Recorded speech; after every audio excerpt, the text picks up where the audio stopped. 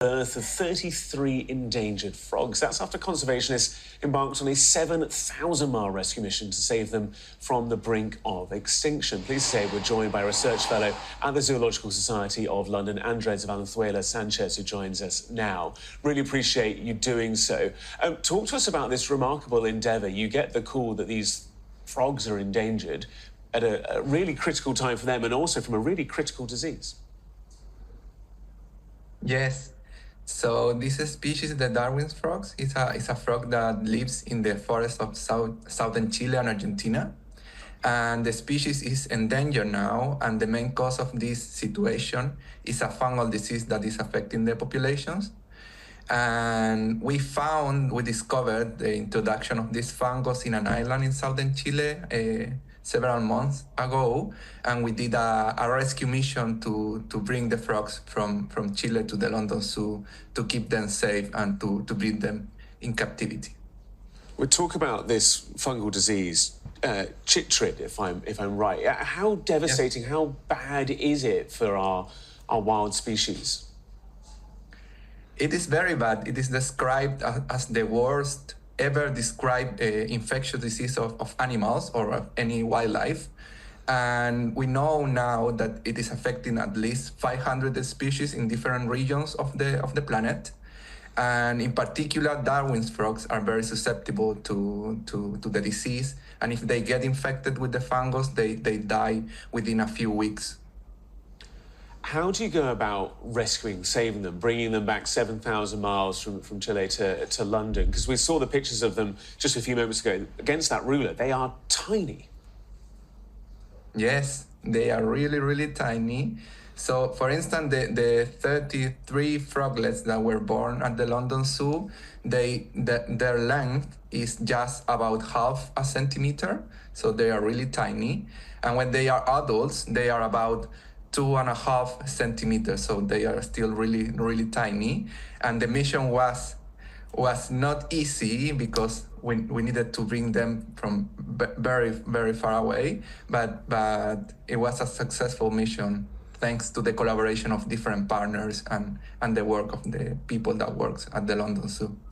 And you mentioned the 33 froglets that were born. It's not the typical way that you might expect, is it, with these frogs? Yeah. So this species, the Darwin's frogs, is the only amphibian in all the planet where the male of the species brood the tadpoles inside the vocal sac. The vocal sac is the same structure that frogs and toads use when they are calling. But in this species, the male incorporate the tadpoles inside the vocal sac, and in this place, these tiny tadpoles will develop and will transform into froglets. And in that moment, the male release the tiny froglets, the ones that you can see in the pictures, into the forest floor.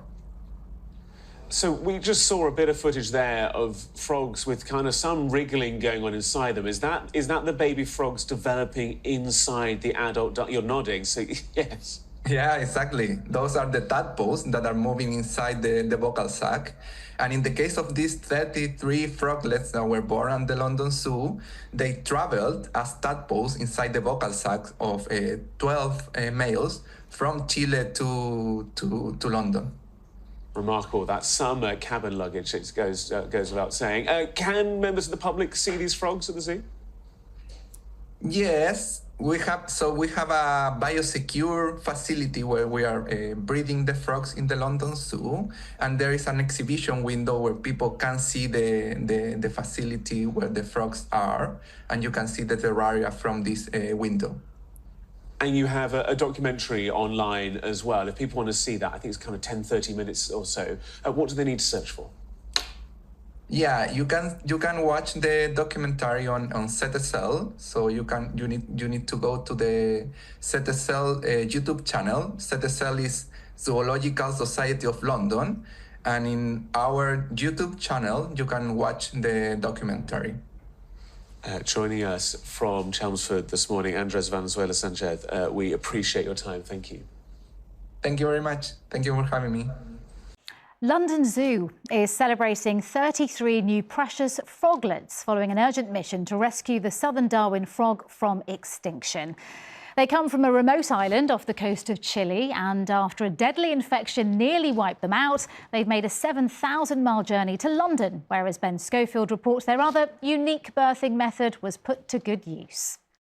And these are our frogs, individually packaged. Tiny frogs, a killer fungus, and a 7,000-mile rescue mission.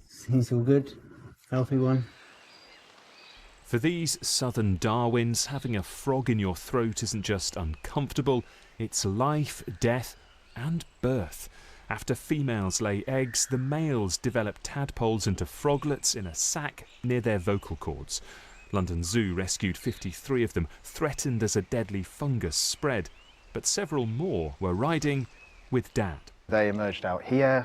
We had 11 males produce currently 33 young, and we're incredibly excited. This is a really big moment, a landmark moment for both the zoo, and it shows that we have secured for the time being this population no matter what happens within the wild.